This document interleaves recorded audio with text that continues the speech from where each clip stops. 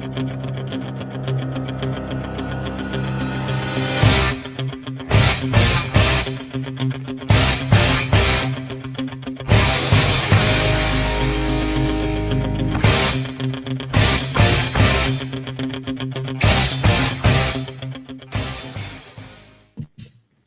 we are live. Good morning, everybody. Daniel Allison, the average dude. And I made these squares kind of small. I made the squares small. I was trying to fit it inside of the mug. How do you like the background, Fred? I feel like I'm swimming in a coffee cup. It is a coffee hot tub. I feel fantastic. You know what I'm going to do? Take a sip of coffee. Let's go. First Sip Friday. First Sip Friday. We come here every single weekday live at 7:55. And guess what time it is at 7:55? To get your coffee hot tub sounds disgusting, by the way. What? A coffee hot tub sounds disgusting. Sorry to interrupt, but I just had to get that out. Yeah, a coffee hot tub sounds disgusting, but we all drink our coffee. We all drink our coffee. Russ Hammond down at Red Wing Shoes, Spartanburg, South Carolina, he drinks coffee. He drinks coffee. When he gets to the store, he makes his coffee. Yeah. So he's probably not there just yet. Where do you think people watch I don't know if it's thousands, it may be even more than thousands. Where do you think those people are watching First Sip? On their phone, on their laptop? Where do people consume something like this if they were going to do the smart thing and consume? Considering this is the new television, this is where people consume First Sip. Yeah, I agree. And something that I've started thinking about more recently, we were talking about it before the show started. We've done 198 episodes. Monday's 200? 198. So Monday will be 199. Okay. Tuesday will be the terrific 200. We're going to use some alliteration or something there and make it all happen. And I've got to keep looking at the camera. I'm noticing with the smaller square, it's harder to look at the camera. But I say all that to say, we were talking about our intro and the don't. Yeah. And we're both ready for a what? Maybe a small change, maybe a more personal intro. But First Sip is growing, and with growth, change happens. It happens, and so we've looked at different ways to put more. I call it lipstick on the pig. So we're gonna make some better graphics and maybe design this part of the program where it looks good on the phone. I'm not even sure what this looks like. I didn't think about that. So this is a widescreen. So who knows what this looks like, Fred? Who knows? But I don't know. Go ahead. I don't know. You got anything on your mind this morning? It's a Friday. How are you feeling on this Friday? How about that? How are you feeling on this Friday, Freddie? I feel like a champion. You know, we got a 15-mile ruck in the morning. Oh man, that is going to be so hard. So my goal this morning was to get up. Yeah. And stretch, some serious stretching. Hydrate all day. We'll stretch again tonight, again in the morning. Because 15 miles with a weighted backpack, I've never done it. 15 miles with the weighted backpack sounds very difficult. It does. It sounds very difficult. And after walking quite a bit here downtown Spartanburg, I don't know I'm going to do it, Fred. I don't know that I'll be there. Actually, I know I'm not, so I'll just go ahead and tell you. So if you have anything to say about it, you say it right now. Susmitha! Happy Friday. Happy Friday, Susmitha. Hope you have a fantastic Friday. And someone has sent it to us, I believe. No, this is live. This is what it looks like. Okay. Well, there you go. What do you think? Yeah. There's me. There's you. There's some graphics. There's Wow. some Wait a minute. information Hey. to help you get your mind right. Right now, am I looking at the camera right now? You are right now, but this is a little behind. Okay. Yeah. Well, that's understandable. Yeah. That's understandable. Okay. Can you turn that phone off so that we can talk to you now? I'm here. Okay. I'm present. I'm where my feet are. Oh, fantastic. I love that. So what we do, Susmitha knows, Russ knows, we come here, we talk about great quotes, we talk about things that are going on, and we do that to get the mindset, to get the energy right, to get the vibe right so we can be intentional and active today. So we got to win every day. I've got a question for Fred. I want Fred to make the call. What do you think, Fred? You ready? Born ready. That's why they named me Freddie.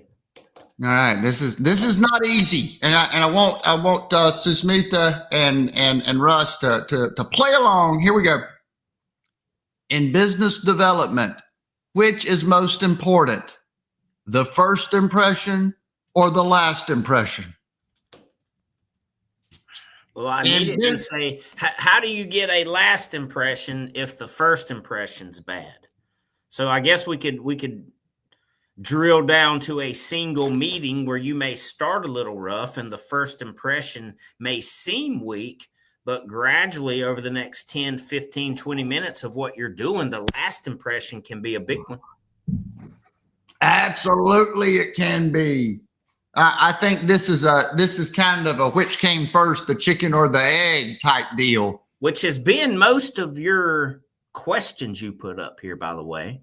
Oh yeah, well that's the point. We won't kind of devil's advocate. We want these questions to be there's no right answer, but it brings up interesting thoughts because we want to have a good first impression. So my first question is, how can we have a good first impression? How can we? Okay, that is what I wanted to jump on. If you walk into a meeting and you know you're supposed to be dressed right, dressed tight, dressed for business, and you got on a yellow jogging suit and a purple hat turned backwards and some Crocs, the first impression may be too bad you can't recover. Okay. Absolutely. If you and I'm sorry, but I did hear that. What I will say is that you got to comb your hair, you got to brush your teeth, you got to have good energy, and that's why getting your mind right is right, because at the end of the day, we've all heard that quote. People don't remember what you said, what you did. They remember how you made them feel. Yeah. How you made them feel. So you sent me a video last night, and that's what made me start thinking about this. Because it really is about how we make those folks feel. Everything from our social media content. I mean, if somebody can make us laugh, we're gonna watch that person's content every single time, aren't we? We've talked about this before. Yeah. Does First Sip have the capability of playing the video? Have we got that far? It does. And shame on me. I didn't think about bringing that video in and loading it in, and so now I would have to find it. But it was Robert. It was the Shark Tank guy, the guy that sells technology. I do want to thank before we keep going here. Boom. First, and then consistency. No gaslighting. I hear you on that, Susmitha. And one day I'd love to hear the stories because I see the patterns. I'm very observant, Susmitha. Boom. Antarctic Mike comes in, and we love Antarctic Mike. We love it. He's got a TED Talk coming up. Do you know what Mike has been seeing everywhere in his travels? What's that? Bobcat equipment. Let's go. You know what? Hey, you know what I see in my travels everywhere I go? What? Bobcat equipment. All right. Hey, we're going to play something really super cool right here, right now. I designed this myself. Quote, quote, quote of the day. Quote, quote, quote of the day. We've been talking about it today. The first impression is like a spark. It either ignites or it fades. It either ignites or it fades. And this is going to take me into what I wanted to talk about with the last impression. In business development, we're just going to keep it in that world, right? We very often we show up to get on their radar. This person doesn't know who you are. And your first impression is, I didn't invite you over to my house, but here you come anyway. Yep. And I've talked to enough facility managers to know now, your first impression, you don't want to do anything to not get a next impression. Your best first impression is to not do anything that will eliminate that next impression. What could that be? I'll give you an example. Unfortunately, I have many of those. But what happens is when we get out there and we get on the property and we get emotional and we get thinking that in the moment is the thing that we need to win or protect. I'll give you an example. I went to a plant, not going to say which one it is. I had been in the plant before holding biscuits. And so people will let you in pretty easy when you're holding biscuits. You know that. And this was when they had just started kind of building up the plant. They weren't quite fully functioning. Yeah. And I went back. And so the first time I went right in and I went up to and found my people. And the next time I went back, security was they were up and running. And I had biscuits again. And I slid in through a door that was open to get in. You with me so far? Yep. And then someone there at the plant, hey, freeze. Felt like I was back in school, Fred. But I think I lost Freddie. There he is. But we were back in. So there I was. I'd walked in the plant. I knew that I hadn't checked in necessarily, but he says, "Hey, what are you doing?" And so I'm trying to talk to Freddie and his screen is frozen. So it's becoming difficult. I can't even, all I'm looking at's a cup of coffee. This is what it's like sometimes telling stories.